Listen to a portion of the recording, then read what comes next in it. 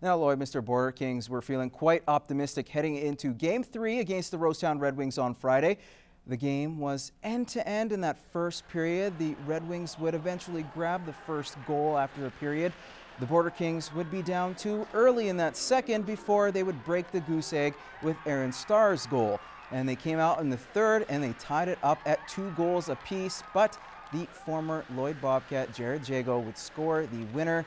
His second of the night would prove to be a 4-2 final for the Wings as they would advance to the Saskatchewan Provincial Final. The Border Kings, however, now have a month off before the Allen Cup on April 16th. You know, sitting in that room right now with the same feeling we had after Bentley beat us, you know, for competitive guys, that has to mean something. It has to hurt, and you know, if it doesn't, like I say, we're going to be in trouble. We're not done. We're in the Allen Cup, so we got a month to prepare for it, and you know, it's just disappointing. Guys, you know, obviously didn't want to lose tonight, and we just came up short. The Lloydminster Comprehensive basketball teams hosted a best-of-3 series this weekend against the Westwood Trojans, with the winners advancing to the provincial playdowns. The girls lost to the Trojans earlier in the season, but felt they were ready for them this time around, especially with point guard Leah Sidoric back in action. The girls rattled off a 64-50 victory on Friday, led by Sidoric and Kaylee Weber's 21 points apiece. That meant that with a win on Saturday, they would become Zone 4A champs. The girls rolled right from the start and never looked back, en route to a 48-34 win.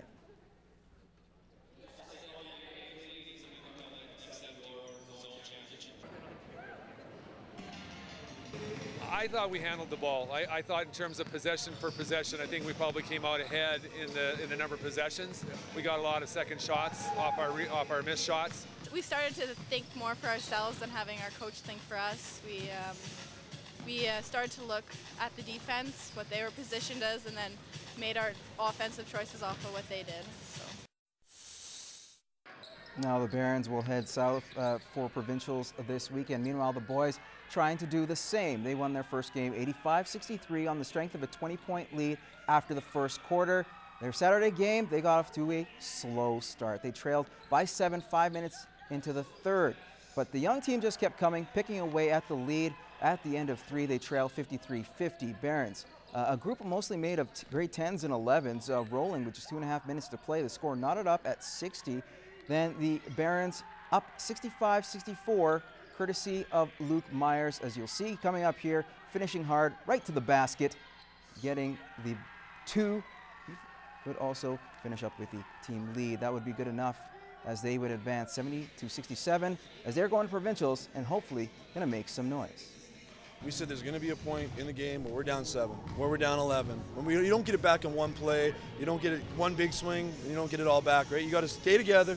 Don't start breaking off individually. Stay together and start chipping away. And I think they did that. Grade 12 year. Came a little slow, brought it back, 2-0'd them. I feel great, go to provincials. Had a chance to go in grade 10, never went, so this is a big opportunity, play some big dogs. Looking forward to it.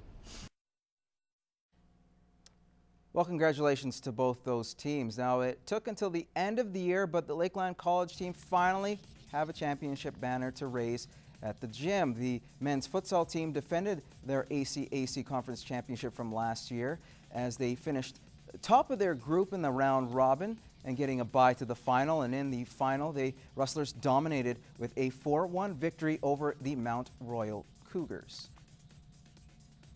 Now, Game 4, Universal Heat at Edmonton Southside. The Heat trailing 3-1 halfway through the third. Cole Johnson finishing the tic-tac goal.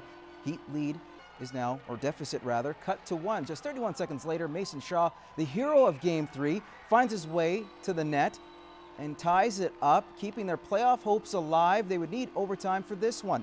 In the extra frame, the Heat are pressing. Cale Clegg's point shot can't make it through traffic. He's not able to poke it from the Lions as David Quenville dances around him, and James Hilsendagger rifling a shot. Talk about a dagger in the hearts. They would win this one 4-3 in overtime. You know, throughout the whole series, I don't know if we ever had a lead, to be honest. It felt like we were chasing all the time, which is which is a tough way to play hockey, but, you know, a credit to our players for battling back. You know, 2 goals last night, and we came back and won in overtime. We were down by 2 goals again in the third tonight. And well, we battled hard. We were down 2 goals with 10 minutes left, and shows the character of our team to battle back. It was a tough one in overtime.